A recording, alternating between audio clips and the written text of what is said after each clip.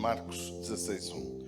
E passando o sábado, Maria Madalena, Salomé e Maria, mãe de Tiago, compraram aromas para irem ungí-lo. E no primeiro dia da semana foram ao sepulcro de manhã cedo, ao nascer do sol.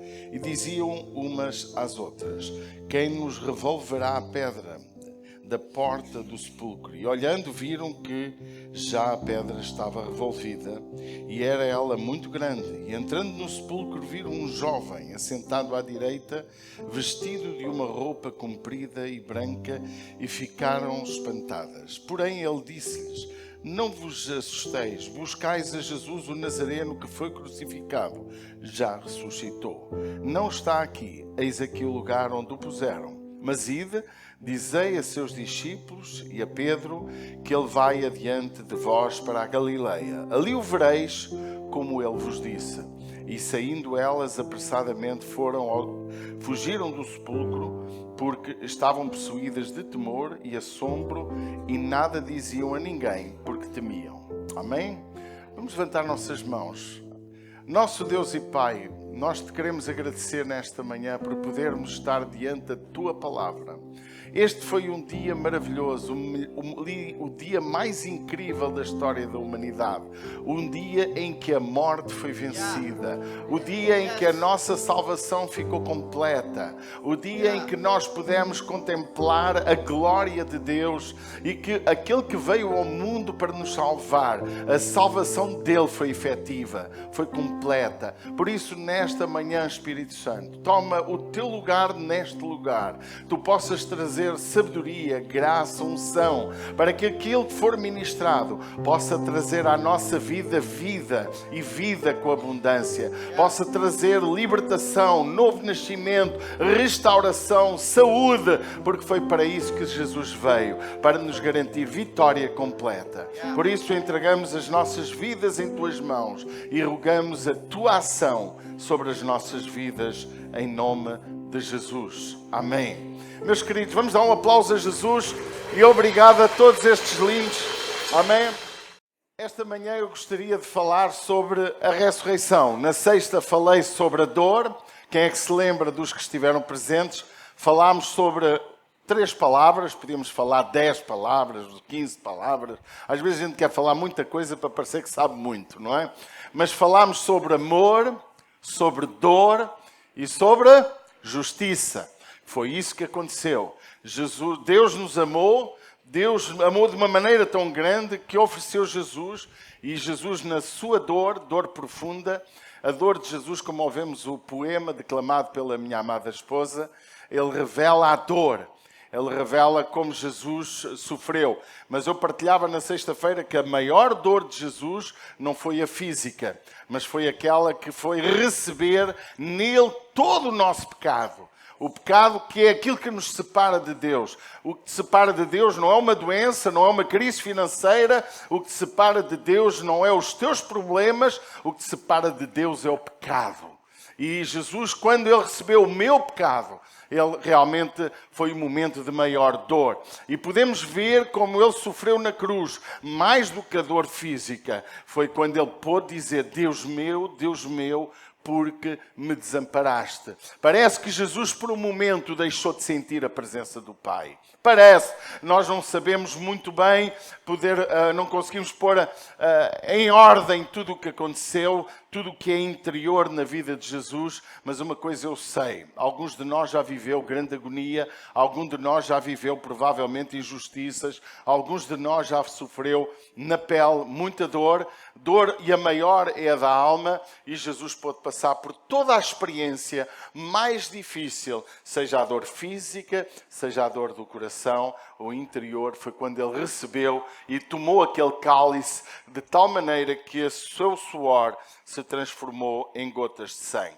Mas eu falei e prometi e falando ainda um resumo, justiça. Ora, era necessário alguém pagar o preço do nosso pecado. Nós éramos réus, nós éramos culpados. E logo Jesus, Ele se tornou o nosso réu. Pode dizer amém?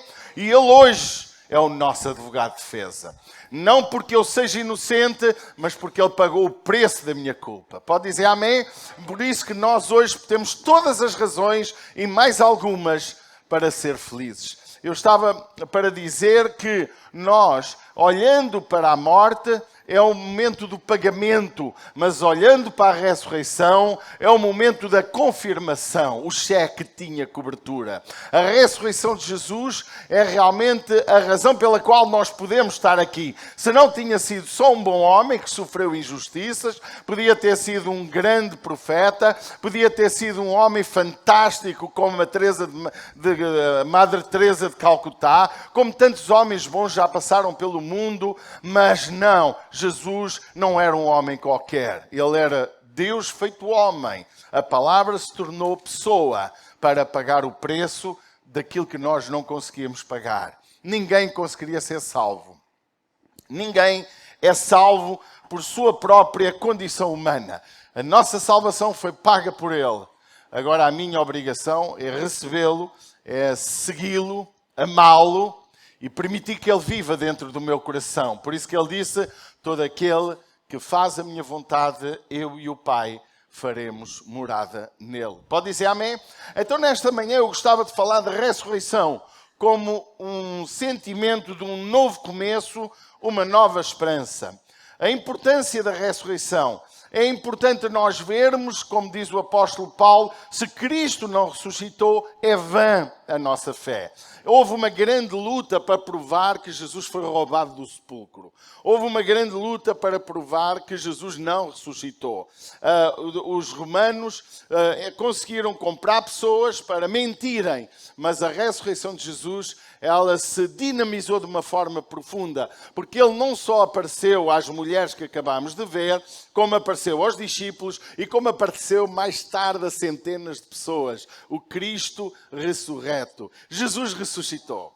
Eu quero te dizer uma boa notícia. Ele não está aqui fisicamente, mas ele podia aparecer de maneira física para nós. Mas ele está aqui em espírito e em verdade. Porque ele disse: eu vos enviarei o Consolador para que ele possa estar convosco. Pode dizer amém? Jesus está aqui em espírito e em verdade. Você podia visualizá-lo agora. Você podia contemplar. Porque ele está aqui.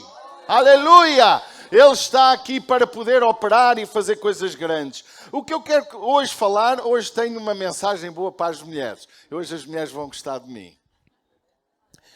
A ressurreição tem uma intervenção incrível das mulheres. Note que a primeira notícia dada sobre a ressurreição de Jesus foram mulheres. Logo no versículo 1 nós lemos isso.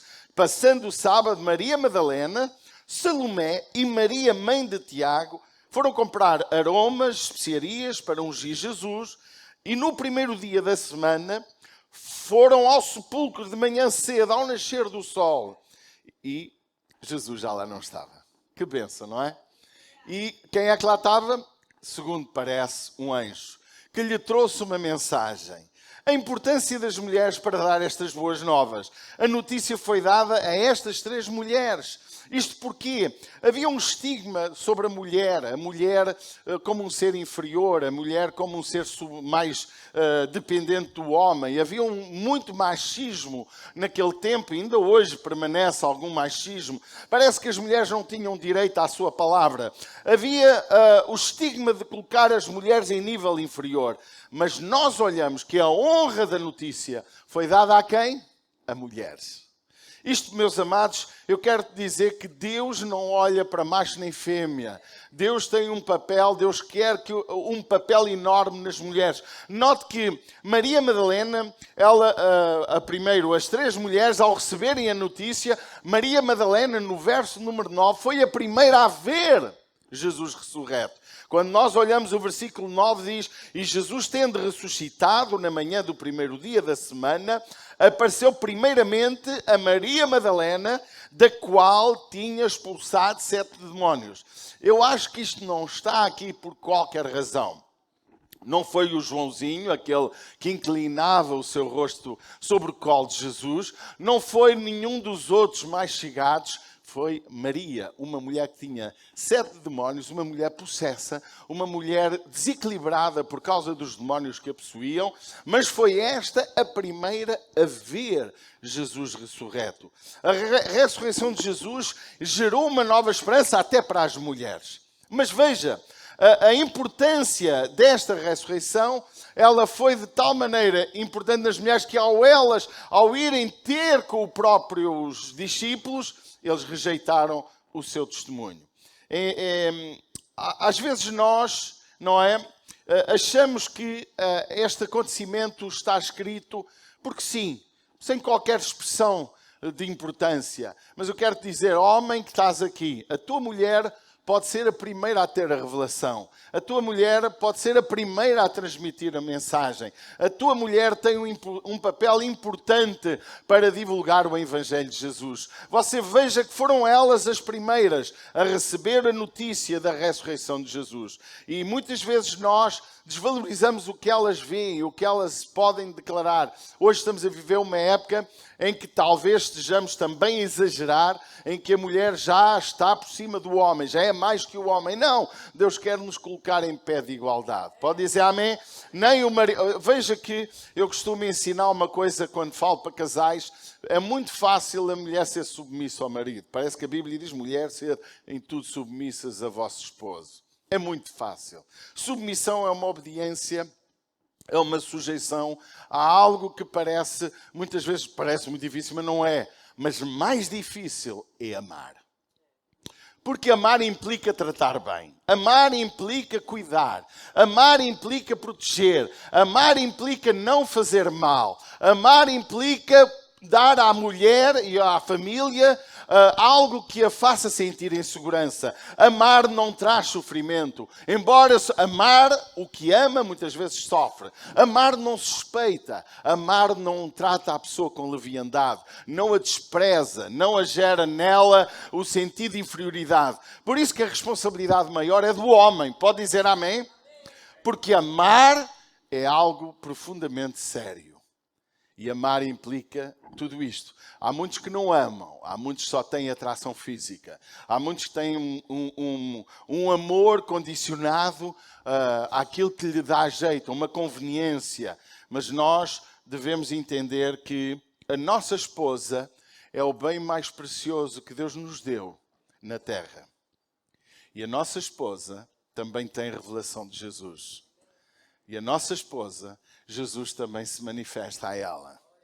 A nossa esposa podia ser a Maria Madalena, podia ser a Salomé ou a Maria, mãe de Tiago. A nossa esposa, meus amados, e nós queremos que compreendam que nesta manhã nós precisamos de entender a missão de cada um de nós. A ressurreição de Jesus, ela trouxe um novo começo para as mulheres também, porque elas parece que estavam abafadas, sem esperança. Elas parece só serviam para lavar os pés aos maridos. Elas parece só serviam como objetos sexuais ou reprodutoras de filhos. Não! A mulher tem um papel preponderante no novo começo que gerou a nossa ressurreição do nosso Salvador. A ressurreição de Jesus trouxe um novo começo para as mulheres. A importância também da ressurreição, ela se foca numa área que muitas vezes nós não partilhamos muito. Diz que Jesus ressuscitou no primeiro dia da semana. Não foi no sétimo, não foi no quinto, foi no primeiro. E este primeiro dia também revela uma nova época para a igreja. Revela o início da igreja, um começo novo. Porque nós não damos o resto ao Senhor. Nós não damos o último, nós damos o primeiro. Amém? Por isso que a igreja considera o dia do Senhor o dia de domingo, o primeiro dia da semana. Ainda hoje a maioria das pessoas pensa que o primeiro dia da semana é segunda-feira. Mas não, é realmente domingo. E eu gosto de falar disto porque, embora eu acredito que não é por eu guardar o sábado ou o domingo que vou ser salvo, isso é um adorno, mas eu acredito e vejo pela Bíblia também, o Novo Testamento, que houve um novo começo. A ceia era celebrada ao primeiro dia da semana. Ofertas se levantavam para o ministério no primeiro dia da semana. Vê-se Jesus e vê-se a igreja reunida ao primeiro dia da semana. Houve um novo começo. E por causa da confusão disso, o apóstolo Paulo disse, ninguém vos julgue por dias, por festas, por sábados, mas vamos nos preocupar com o mais importante da lei. Sabe qual é o mais importante da lei? Amar o próximo como a ti mesmo. Amém? Parece que muitas vezes nos centramos em coisas que são desvalorizáveis. E é interessante nós vermos como Jesus ressuscitou e como só neste texto se foca pelo menos 2 vezes sobre o primeiro dia da semana. Maria Madalena, aquela que possuía 7 demónios, diz o texto que ela, ao ter visto Jesus, ela, ao olhar para Jesus, ela pegou nela, e as mulheres também, as outras, e foi anunciar que Jesus Cristo tinha ressuscitado. É interessante que nós, ao olharmos isso, foram rejeitadas. As mulheres, o testemunho delas não foi aceito. E logo a seguir, vemos também, não é, que o mais improvável, no meu ponto de vista, é que Maria Madalena era a mulher mais improvável de todas elas. Porquê? Porque era uma mulher que tinha tido... Como é que uma pessoa fica possuída de demónios? Fruto de pecado, fruto de coisas ilícitas, fruto de muitas situações anómalas numa vida normal. Mas foi ela que realmente viu Jesus e era a pessoa mais improvável que podia contemplar Jesus. Também diz o texto que 2 discípulos também o viram e também foram dar testemunho de que Jesus ressuscitava. Tinha ressuscitado. Diz que os discípulos não creram.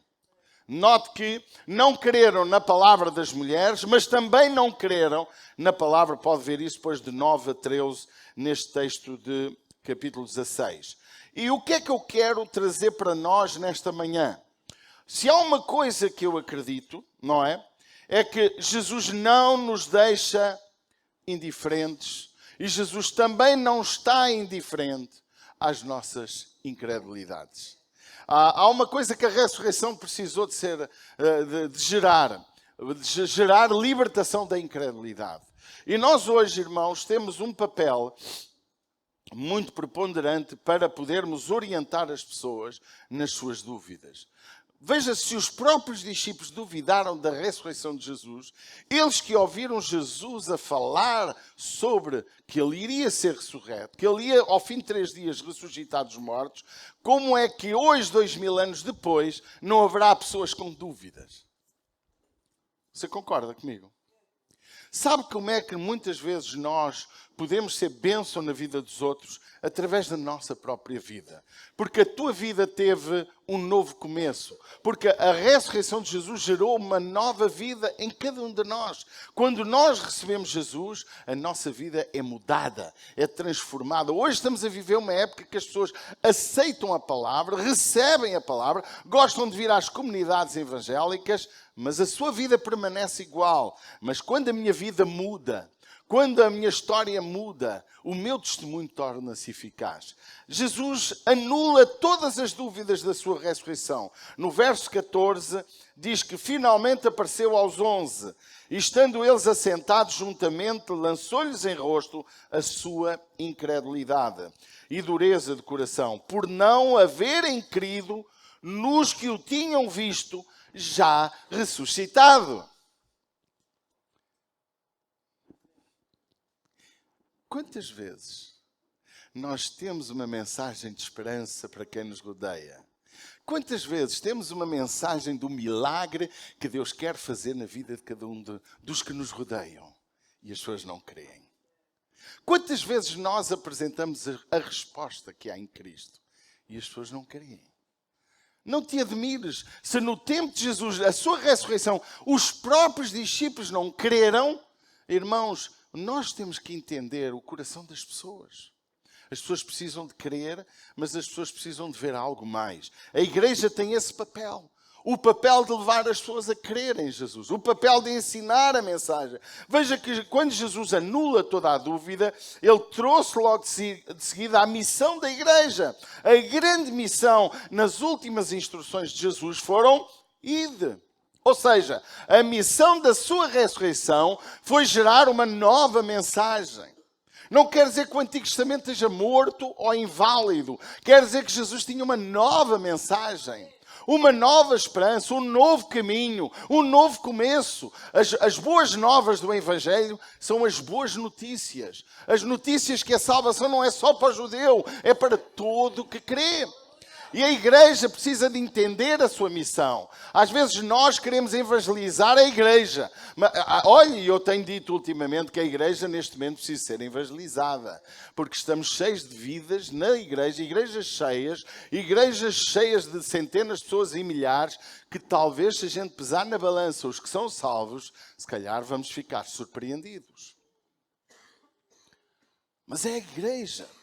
Ela tem a missão de evangelizar, de trazer a mensagem. A grande missão foi pregar o evangelho. Olha o versículo 15 do capítulo 16. Ide por todo o mundo, pregai o evangelho a toda a criatura. Permita-me que lhe diga, a mensagem é dada por nós. A missão, como diz Mateus 28, 20, é fazer discípulos. Fazer discípulos é tornar alguém parecido com o seu mestre. Amém? Nós precisamos de gerar discípulos de Jesus. E são os discípulos, não é os crentes só. Não é aqueles que dizem que acreditam, mas é aqueles que vivem. É aqueles que têm o testemunho de terem contemplado Jesus. Houve uma fase das igrejas evangélicas que usavam muito a expressão: precisas de ter um encontro com Jesus. Alguém passou por esse tempo? Parece que ultimamente não se ouve essa. Diga-me, quem é que já ouviu essa mensagem? Era a grande mensagem evangelística dos grandes evangelistas da década de 90, de 80. Ali até o ano 2000, depois entrou uma nova forma de trazer o evangelho. Mas é o encontro com Jesus. O que é que fez crer que Jesus ressuscitou? Foi o encontro com Ele. Foi ou não foi?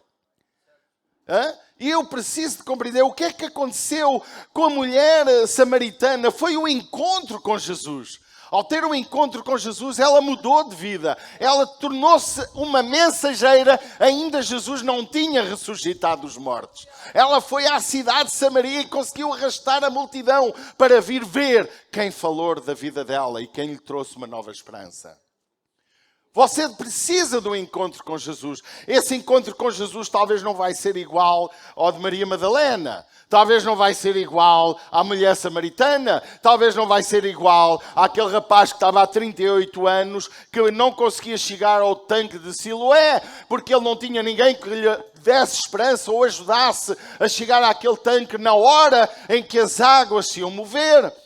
Talvez o teu encontro com Jesus não vai ser igual ao meu. Mas tu precisas ter um encontro com Jesus. Porque só cara a cara com Ele, só pessoalmente com Ele, a nossa história muda.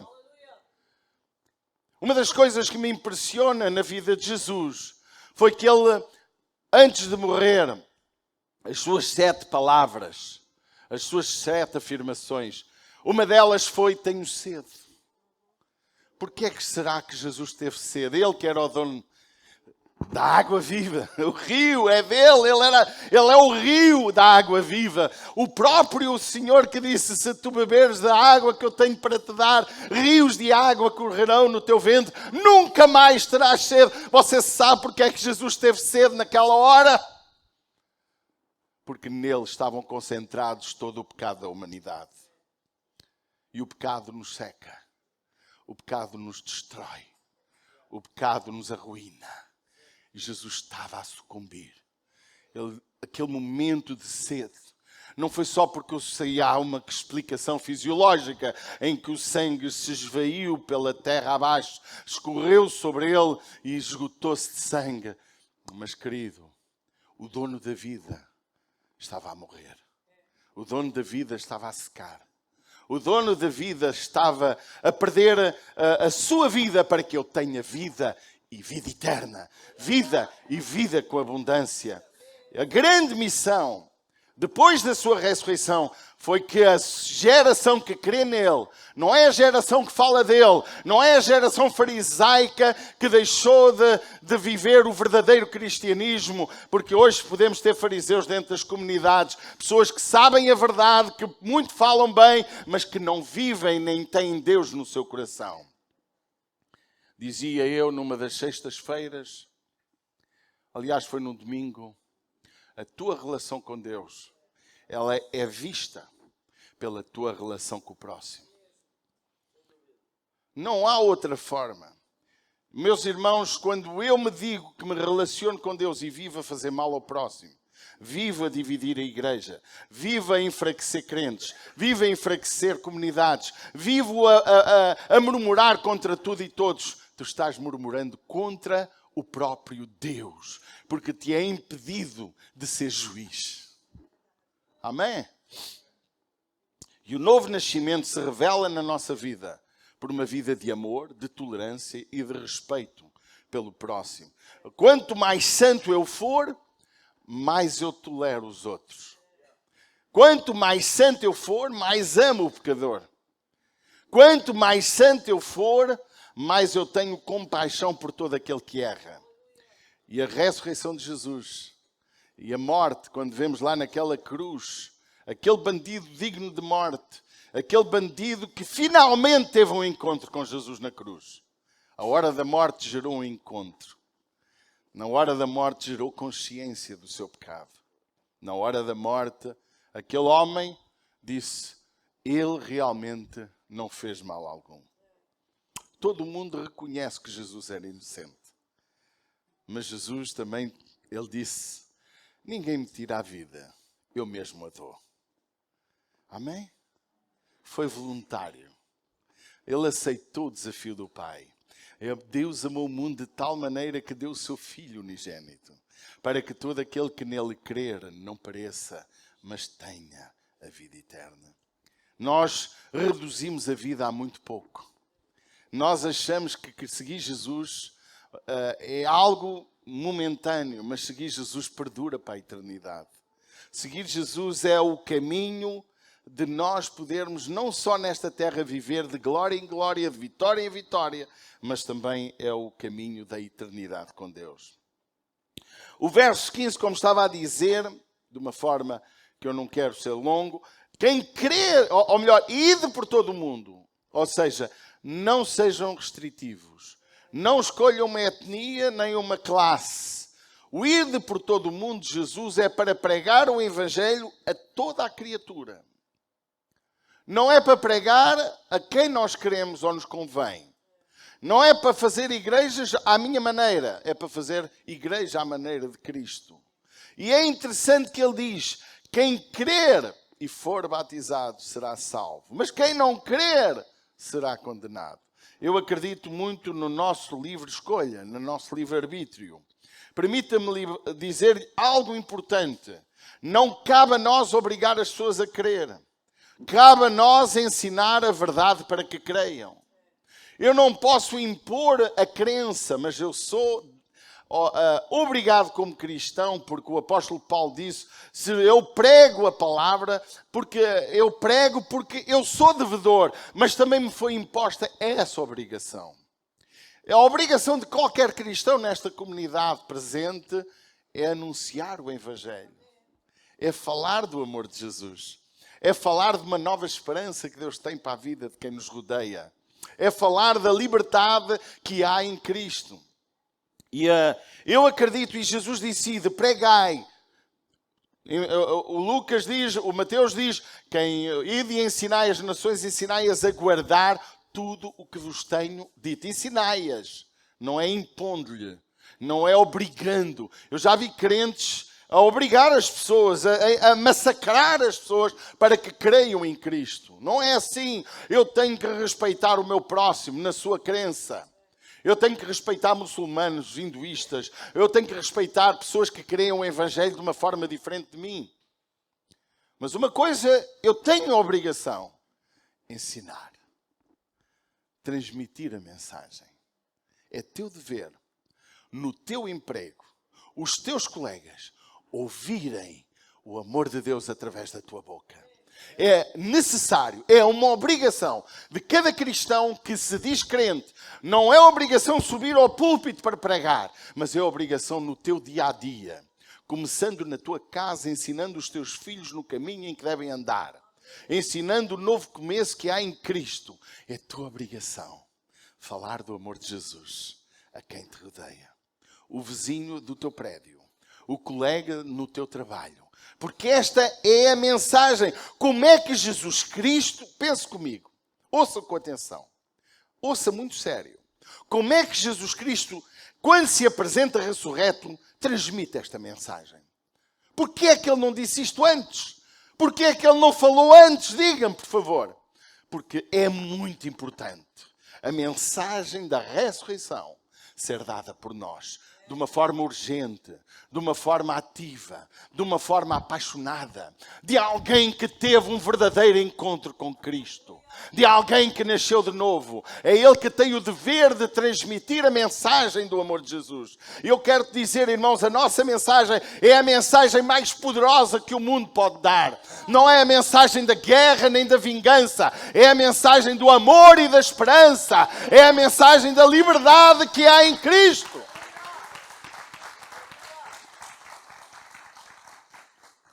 Nós temos que permitir que as pessoas aceitem de livre vontade.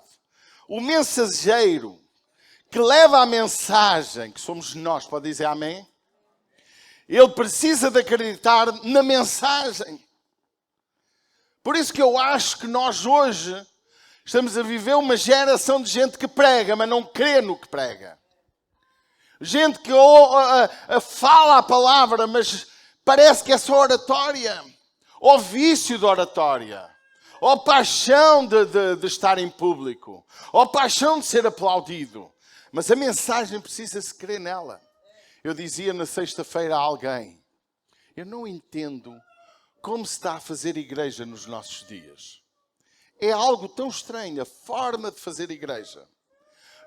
Porque fazer igreja e ser igreja, tudo o que eu faço é para a edificação da igreja.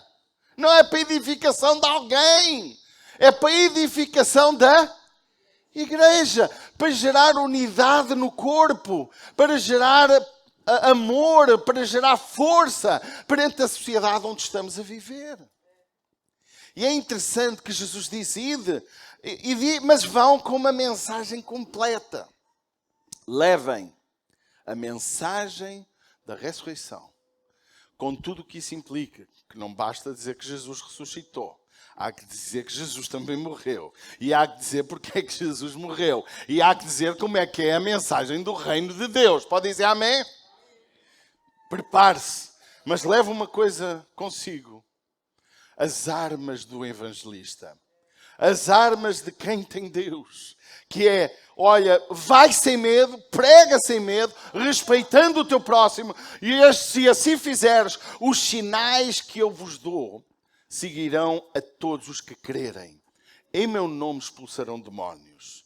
Em meu nome falarão novas línguas. Em meu nome pegarão nas serpentes. E se beberem alguma coisa mortífera, não vos fará mal algum.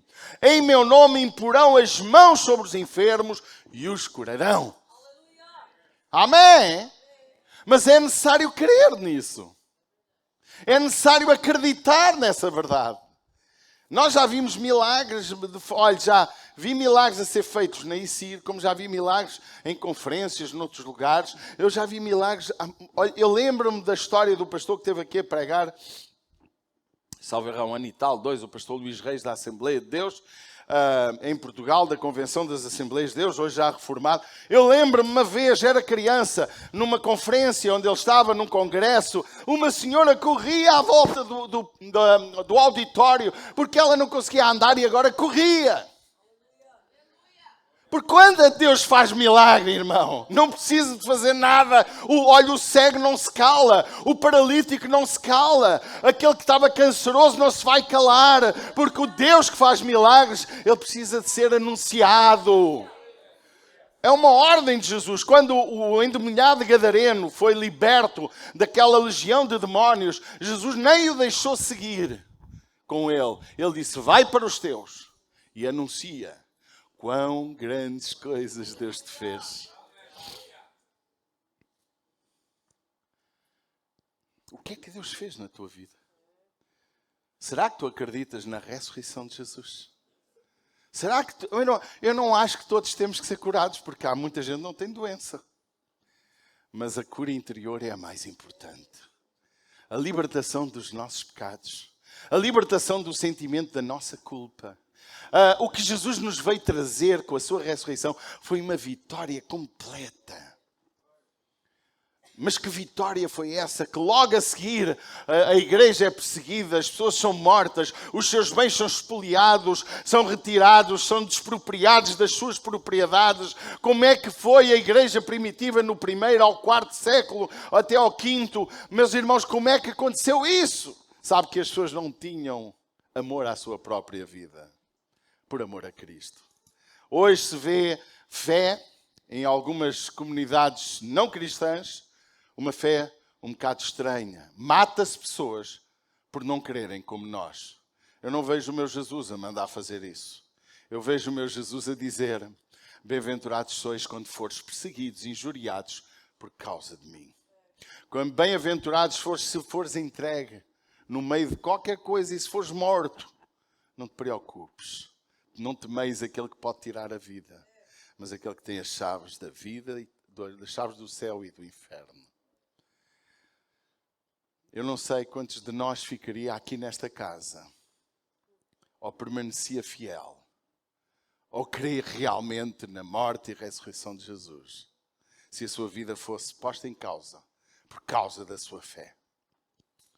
Eu quero te dizer, Jesus está aqui para curar-te, para te libertar, para restaurar a tua vida, para trazer paz à tua vida, para trazer uma nova esperança e um novo começo. O mensageiro precisa de acreditar. O verso 17 e 18 ele explica que é necessário, mas nós temos armas, irmão, ouça com atenção. Não tenha medo de dizer que Jesus cura, mas não diga que ele curou se não curou. Se há coisa que me enerva, se há coisa que me tira do certo, é falso testemunho. E aquele testemunhozinho que não edifica ninguém. Eu estava com uma dorzinha de cabeça e passou. Veio o Senhor. Irmão, você se estivesse num teatro, também saía porque rir e chorar, e isso faz bem aos ossos, diz a Bíblia. Não é? Faz bem. Olha, eu entrei aqui bem aflito, cheio de azia. Agora não estou com azia. Não estou a ver nada bem, não estive bem ontem e hoje. Já espirrei não sei quantas vezes e não estou pronto. Mas agora estou-me a sentir bem. Sabe porquê? Não é só porque a presença de Deus está em mim, porque eu estou a viver um momento que gera emoções, e essas emoções geram químicas e que me alteram o meu estado. Sabia? Não, e o Senhor já me tirou a azia. Não! O Senhor não precisa de me tirar a azia nenhuma, irmão. Eu tinha tantos gases, agora já não tenho, porque já os libertou. Não é? Não, Deus não precisa de falso testemunho, ouça com atenção. Se Jesus não fez nada na tua vida, o melhor testemunho é dizer: eu estou a ouvir a palavra, mas ainda não senti nada. Eu preciso de Jesus na minha vida. Clama, busca. Ele está onde tu estás, onde tiveres. Há dias um jovem, está ali o nosso, como é que ele se chama? O Tiago, da irmã Kissler. Ele estava a conduzir o carro e teve um momento que Deus se revelou a ele. A conduzir o seu carro. Eu fui batizado com o Espírito Santo a orar no sofá com uma jovem de 10 anos ao meu lado. Eu fui batizado com o Espírito Santo ali. Não fui no culto da Figueira, em Fanhões. Não foi no culto dos jovens, quando eu estava neles. Fui a orar no sofá com uma menina. Por acaso foi, mas eu era malandro para o resto. Mas Jesus tomou-me naquela altura. Ouça, Deus se manifesta.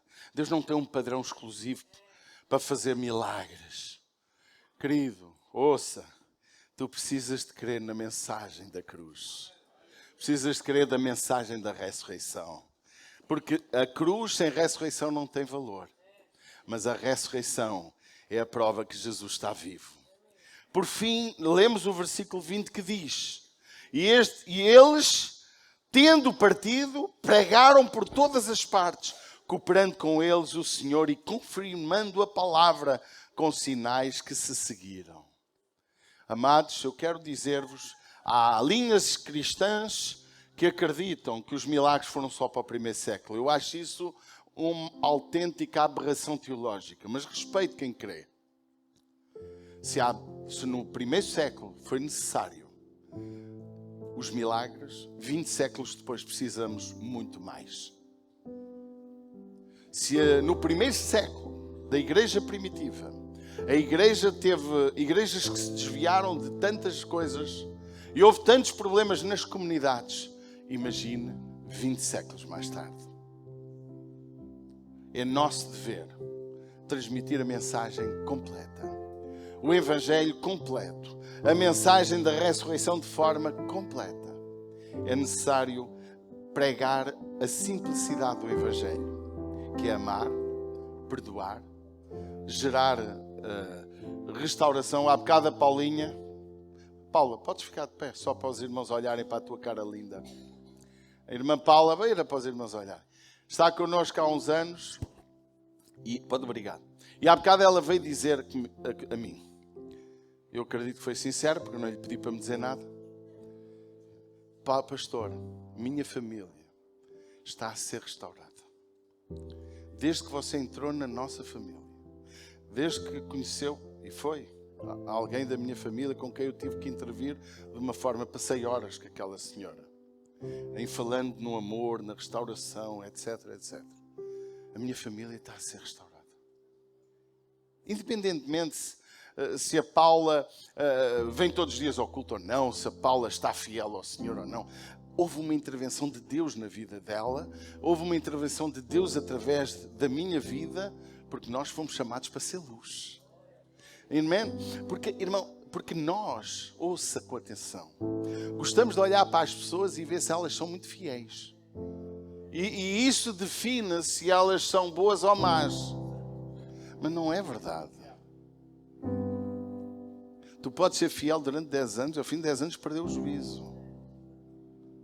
Tu podes ser um crente mais ou menos durante 10 anos e depois encarrilhar. Nós temos aqui 2 irmãos nesta casa que nós, há anos, um deles até já foi batizado. Há anos que nós estamos a orar para que eles acertem o passo com Deus. Mas eles continuam a vir à igreja. Mas continuam a ter os seus defeitos. Mas nós classificamos o defeito de A e B porque o vemos. Mas há defeitos que ninguém vê, só Deus. Só os demónios. E se calhar alguns da tua casa. Queridos, o melhor lugar da igreja é amar todos. É não julgar ninguém. É sermos exemplo para todos. É vivermos um cristianismo a abençoar os outros. Porque esta é a nossa missão. Há dias alguém disse, pastor, eu vou mudar de igreja, vou sair. Eu disse, está bem, meu filho, então o que é que eu hei de fazer? Se Deus não te impede de fazer certo e errado, quem sou eu para te impedir de fazer o que tu queres? Mas pode-me abençoar, estás abençoado. Ouve, meu querido, Deus mandou-me abençoar os inimigos, quanto mais os que não são inimigos. Não foi? Estás abençoado, rapaz. Vai com a alegria que tiveres. Irmãos, ser cristão é acreditar na ressurreição, é em anunciar a ressurreição, mas é viver aquilo que se fala. Vamos ficar de pé. A minha pergunta nesta manhã é se temos alguém que ainda não teve um verdadeiro encontro com Jesus. É se ainda não tiveste aquele momento que mudou a tua vida, mudou o teu coração, mudou a tua forma de ver, mudou as tuas prioridades. Sabe que o milagre do novo nascimento é a transformação interior do homem. Não é exterior, é interior. Porque exterior cada vez estamos mais velhos, cada vez mais feios, eu cada vez mais gordo. Hoje até a minha mulher me pôs a vestir à jovem, a mais à jovem, porque eu quero um fatinho todo bonito, quero um terno, como dizem os brasileiros. Ela não me quer de terno. Amor, eu levo o sapatinho clássico, tenho aí o bonitinho. Não me deixou trazer o sapatinho. É os ténis que o teu filho te deu. Não sei o quê. Mas isto é casca. O que conta é o que está dentro. Isto é tudo casca. Eu posso ter o aspecto como gosta Benny Hinn, com aquele seu anel fantástico e estar vestido de branco. Eu amo aquela postura de fato. Eu gosto. Mas isso não tem unção. A unção não está na roupa. A unção não está nos cânticozinhos que a gente canta, mais antigos ou mais modernos. A unção está em ti. Da tua boca tem que sair vida. Da tua boca tem que sair esperança. Da tua boca tem que sair paz. Da tua boca tem que sair bênção. Amém? Igreja tem que ser assim. Eu pergunto nesta manhã, eu peço que todos fechemos os olhos.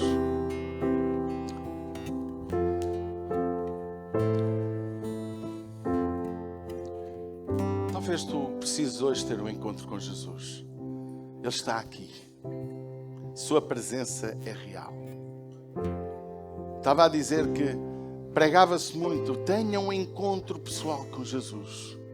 Esse encontro que muda a nossa história. Esse encontro que muda o nosso coração. Talvez tu sentes que não sentes nada. Sentes que não tens alegria. Sentes que não tens um coração para Deus.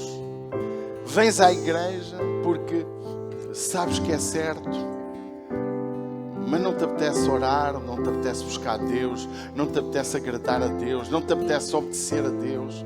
Nada do que é para te levar a contrariar a tua própria vida.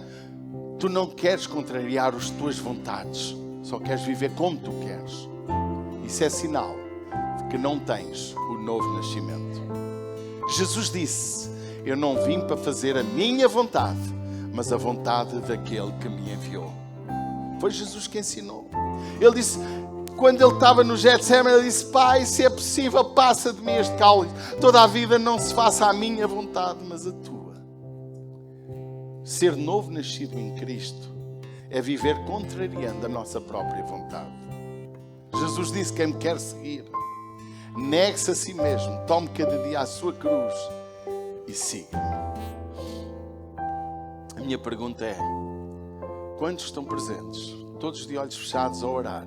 Se tu estás bem com Deus, ora por aqueles que não estão, intercede, sê um intercessor nesta manhã. Não haverá culto mais magnífico se alguém hoje se entregar verdadeiramente a Jesus. Diz o texto sagrado que há alegria nos céus por um pecador que se arrepende. Não sei se és dos que faz parte, já cristão, já crente, mas que não estás com Deus e precisas de te encontrar com Ele hoje. Já crês, já sabes muita coisa, mas não vives. Então eu pergunto, quem quer receber Jesus nesta manhã? Levanta a sua mão para eu orar pela sua vida. Levanta a sua mão em nome de Jesus. Quero ver as mãos no ar. Mais alguém quer receber Jesus? Estou vendo alguns braços no ar. Estou vendo vários braços no ar. Vamos orar agora. Vamos levantar todas as nossas mãos.